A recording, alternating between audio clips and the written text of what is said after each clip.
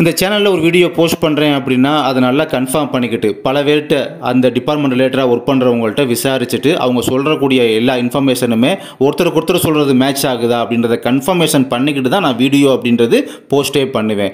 அப்படி இருக்கும்போது இப்போ ஒரு டிபார்ட்மெண்ட்டை பற்றி பார்க்குறோம். இந்த டிபார்ட்மெண்ட்டில் ஆஃபீஸ் அசிஸ்டன்ட் இந்த மாதிரி ஒரு நோட்டிஃபிகேஷனும், அதுக்கப்புறம் வாட்ச்மேன் அதர் வேரியஸ் போஸ்டிங் சொல்லி ஒரு நோட்டிஃபிகேஷனும் பப்ளிஷ் பண்ணியிருந்தாங்க.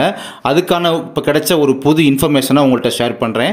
இந்த டிபார்ட்மெண்ட்டில் ஆஃபீஸ் அசிஸ்டன்ட் இந்த மாதிரி போஸ்டிங்க்கு லாஸ்ட்டாக 2021 ஒரு பேஜ் உள்ளே போயிருக்காங்க. ஒரு செட்டுன்னு சொல்லலாம். சரி, ஓகே, ஒரு செட்டு உள்ளே போயிருக்காங்க. அவங்க பார்த்தீங்கன்னா ஒரு சிலர் வந்து அதில் ரொம்ப முரண்பாடாக நடந்திருக்காங்க டிபார்ட்மெண்ட்டில். எப்படின்னா, அவங்க ஒர்க் பண்ணி தர்றாங்க பார்த்தீங்களா, அவங்களுடைய ஹெட்னு ஒருத்தவங்க இருப்பாங்க பார்த்தீங்களா, அவங்க தான் ஒர்க்கே பண்ணுறாங்க அந்த ஆஃபீஸ் அசிஸ்டண்ட்லாம். அவங்க வந்து என்ன பண்ணிட்டாங்க அப்படின்னா, மாநில மனித உரிமைகள் ஆணையம், ஹியூமன் ரைட்ஸ் கமிஷன் இங்கெல்லாம் கம்ப்ளைண்ட் பண்ணுறது. அது மட்டும் இல்லாமல் ஹியூமன் ரைட்ஸ் கமிஷன் வந்து சென்ட்ரல் லெவலில், ஸோ அந்த லெவலில் கம்ப்ளைண்ட் வந்து ரெஜிஸ்டர் பண்ணுறது, இந்த மாதிரிலாம் பண்ணிட்டு இருக்காங்க. அண்ட் அதுக்கப்புறமும் இது போக அவங்களுக்குன்னு சொல்லி அந்த டிபார்ட்மெண்ட்டுக்கு ஒரு சங்கம் சொல்லி இருக்குது. அதாவது சங்கம், இந்த அசோசியேஷன் சொல்லுவாங்க இங்கிலீஷில். ஸோ அந்த அசோசியேஷனில் போய் பார்த்தீங்கன்னா அவங்கள்ட்ட வந்து கம்ப்ளைண்ட் பண்ணுறது. இந்த மாதிரி ஆஃபீஸ் அசிஸ்டன்ட்னா அலுவலக உதவியாக தானே பேர், பட் எங்களை வந்து வீட்டு வேலைலாம் பார்க்க வைக்கிறாங்க, ஏதோ ரெசிடென்ஷியல் அசிஸ்டன்ட் மாதிரி எங்களை போட்டு பாடப்படுத்துகிறாங்க, டார்ச்சர் பண்ணுறாங்க, ஒரு டைம் மீறி எங்களுக்கு ப்ரெஷர் கொடுக்குறாங்க, ரொம்ப மன அழுத்தமாக இருக்குது அப்படின்ற மாதிரி கம்ப்ளைண்ட் ரைஸ் பண்ணுறது. இந்த மாதிரிலாம் ஒரு சிலர் பண்ணியிருக்காங்க. இப்படி பண்ணவங்களை வந்து விசாரித்து பார்க்கும்போது இவங்களாம் யார் அப்படின்றத பேக்ரவுண்ட்லாம் செக் பண்ணி பார்த்துருக்காங்க. இது அப்படியே ஒரு புறம் இருக்கட்டும். இப்போ நம்ம அடுத்த ஒரு விஷயத்தை பார்ப்போம், ஓகேங்களா? அதுக்கப்புறம் இந்த விஷயத்தை கண்டினியூ பண்ணுவோம். அடுத்த விஷயம் என்னென்னா, இப்போ இதே ரெக்யூர்மெண்ட் வந்து பார்த்தீங்கன்னா அந்த டிபார்ட்மெண்ட்டில் திரும்ப எடுக்கிறாங்க. எப்படி எடுக்கிறாங்கன்னா, எழுத படிக்க தெரிந்தால் போதும் அப்படின்ற ஒரு கேட்டகரி, அதுக்கப்புறம் 8ஆம் வகுப்பு மினிமம் குவாலிஃபிகேஷனாக வச்சு இந்த மாதிரிலாம் எடுக்கிறாங்க. அப்படி எடுக்கும்போது அவங்க பார்த்தீங்கன்னா என்ன வேணாலும் படிச்சிருக்கலாம், அப்ளை பண்ணலாம். என்னதான் எழுத படிக்க தெரிந்தால் போதும் கேட்டகரி சொன்னாலும், 8ஆம் வகுப்பு தரம் சொன்னாலுமே, என்ன படிச்சிருந்தாலும் சரி அப்ளை பண்ணலாம். அந்த மாதிரி தான் ரெக்யூர்மெண்ட் போர்ட்டல் வந்து ஓப்பன் பண்ணி கொடுத்துருக்காங்க. அப்போ அதில் பார்த்தீங்கன்னா யூஜி, பிஜி இந்த மாதிரி காலேஜ் போனவங்க எல்லாருமே அப்ளை பண்ணி வைப்பாங்க இல்லையா? அப்படி அப்ளை பண்ணியிருக்கும் போது இதை இன்டைரக்டாக இப்போ அவங்க என்ன பண்ணிட்டு இருக்காங்க அப்படின்னா, ஒரு ஸ்டேஜிலிருந்து இன்னொரு ஸ்டேஜுக்கு போகிறதுக்கான அந்த செலெக்ஷன் லிஸ்ட்டு ரெடி பண்ணியிருப்பாங்க பார்த்தீங்கன்னா, அந்த ஒரு தேர்வு பட்டியல் செலெக்ஷன் லிஸ்ட்டில் வந்து அவங்களுடைய எஜுகேஷனல் குவாலிஃபிகேஷனை வந்து பேக்ரவுண்ட் செக்அப் பண்ணுறாங்க. அவங்க ஒரு 6 கேட்டகரி அல்லது 7 கேட்டகரியாக லிஸ்ட்டு கேட்டிருக்காங்க. அந்த லிஸ்ட்டையும் பார்த்தீங்கன்னா எடுத்து கொடுத்துட்டு இருக்காங்களாம்.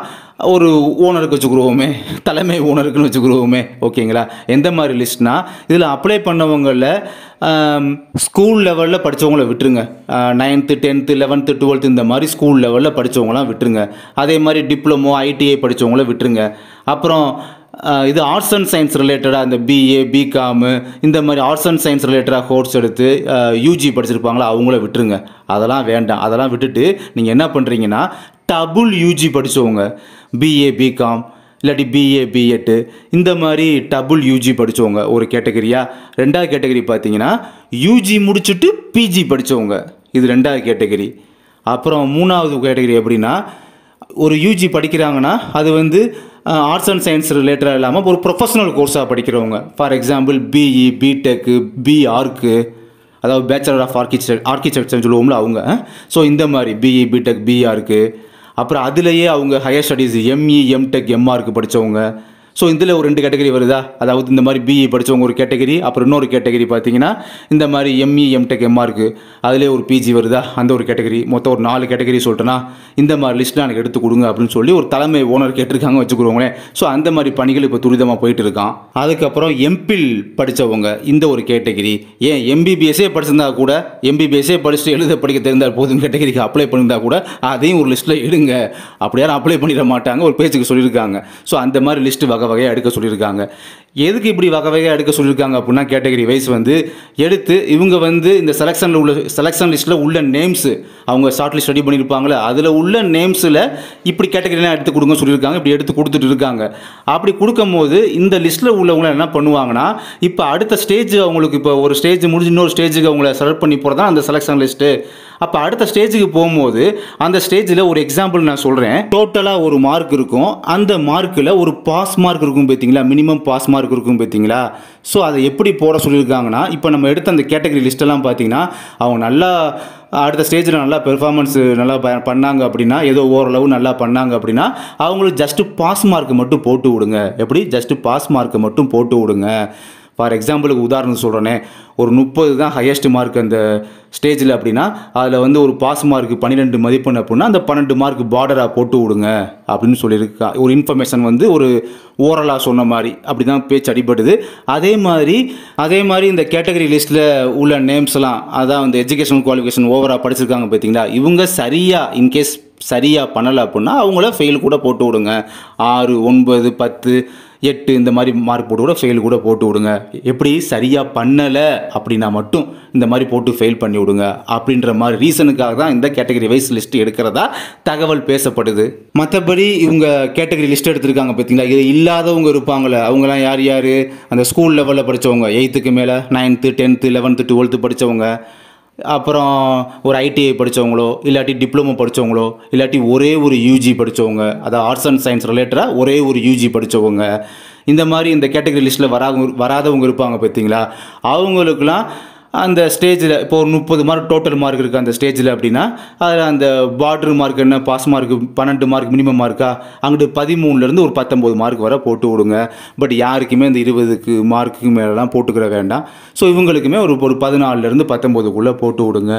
அந்த மாதிரி ஒரு ஓரலாக பண்ணுறதுக்காகத்தான் இந்த லிஸ்ட்டு, இந்த ஒரு ஷார்ட் லிஸ்ட்டுக்குள்ளேயே பார்த்தீங்கன்னா ஒரு ஓவர் குவாலிஃபிகேஷன் லிஸ்ட்டுன்னு சொல்லி எடுத்து அனுப்பி அந்த தலைமை ஓனருக்கு அனுப்பி வச்சுட்டு இருக்காங்க அப்படின்ற மாதிரி செய்தியுமே போய்கிட்டு இருக்கு. ஓகே, இப்போ இந்த வீடியோவோட ஸ்டார்டிங்கில் ஒரு விஷயத்தை நான் அப்படி கண்டினியூ பண்ணாமல் விட்டுட்டேன் பார்த்தீங்களா, என்னது அது, இந்த மாதிரி ஹியூமன் ரைட்ஸ் கமிஷன் இந்த மாதிரி அசோசியேஷனில் கம்ப்ளைண்ட் ரைஸ் பண்ணவங்க இப்படிப்பட்ட நபர்கள்லாம் இருந்தாங்க, இவங்கெல்லாம் யாருன்னு சொல்லி பேக்ரவுண்ட் செக் பண்ணி பார்க்கும்போது யாருன்னு பார்க்கும்போதும் சொல்லி அந்த பாயிண்ட்டை விட்டேன் பார்த்தீங்களா, அவங்க யாருன்னு பார்க்கும்போது இந்த மாதிரி கொஞ்சம் ஓவர் குவாலிஃபிகேஷன் படித்தவங்க தான் இந்த மாதிரி செயல்களில் ஈடுபடுறாங்க அப்படின்றத கண்டுபிடிச்சிருக்காங்க. இன்னும் இதை குறிப்பாக சொல்லணும் அப்படின்னா 2021 பேஜில் அவங்க உள்ளே போனவங்களுக்குள்ள ஒரு யூஜி முடிச்சுட்டு பிஜி படிச்சிருப்பாங்களே, இப்போ பிஏ முடிச்சுட்டு எம்ஏ அல்லது பிகாம் முடிச்சுட்டு எம்காம் இந்த மாதிரி படித்தவங்க தான் பார்த்தீங்கன்னா, ஏன்னா அப்படி படிச்சிருந்தாங்க அப்படின்னா தான் இந்த மாதிரி ஹியூமன் ரைட்ஸ் கமிஷன் இந்த மாதிரிலாம் வேலைகள்லாம் ஆன்லைன்லேயே கம்ப்ளைண்ட் பண்ணுறது, எந்த ஒரு பைசாவுமே இல்லாமல் ஆன்லைன் கம்ப்ளைண்ட் பண்ணுறது, அதுக்கப்புறம் உள்ள நடக்கிற விஷயங்கள்லாம் பார்த்தீங்கன்னா தகவல் அறியும் உரிமை சட்டத்துக்கு கீழே வந்து அவங்களுக்குள்ளேயே அதுக்குள்ளேயே கேட்டுக்கிறது, அப்புறம் சங்கத்துக்கு வந்து இந்த மாதிரி பாயிண்ட்ஸ் எல்லாம் எடுத்து கொடுக்கறது, இந்த மாதிரி விஷயங்கள்லாம் படித்தவங்க தான் இந்த மாதிரி விஷயங்கள்லாம் பண்ணுறாங்க. அப்போ இன்டைரக்டாக நம்ம என்ன பண்ணுவோம் அப்படின்னா, அது வந்து அரசாங்க அறிவுறுத்தல் எதுவுமே ஜிஓ அப்படி இல்லைனாலும் கூட நம்ம இன்டைரக்டாக இந்த மாதிரி நம்ம கலட்டி விட பார்ப்போம், கழிச்சு கட்ட பார்ப்போம் அப்படின்ற மாதிரி இவங்க ஒரு முடிவுக்கு வர போகிறாங்க. ஓரலாக அந்த முடிவுக்கு தான் அந்த தலைமை ஓனர்னே சொல்லலாம், அந்த முடிவுக்கு வர போகிறாங்க அப்படின்ற மாதிரி பேச்சுகள் அடிப்படுது. ஏன்னா காரணம் இல்லாமல் இந்த ஓவர் குவாலிஃபிகேஷன் ஒரு லிஸ்ட்டு அப்படின்றத எடுக்க மாட்டாங்க. ஸோ இந்த காரணங்களால தான் இந்த லிஸ்ட்டு எடுப்பாங்க அந்த தலைமை ஓனர் அப்படின்ற மாதிரி அந்த டிபார்ட்மெண்ட்டுக்குள்ளே பேசிக்கிறாங்க.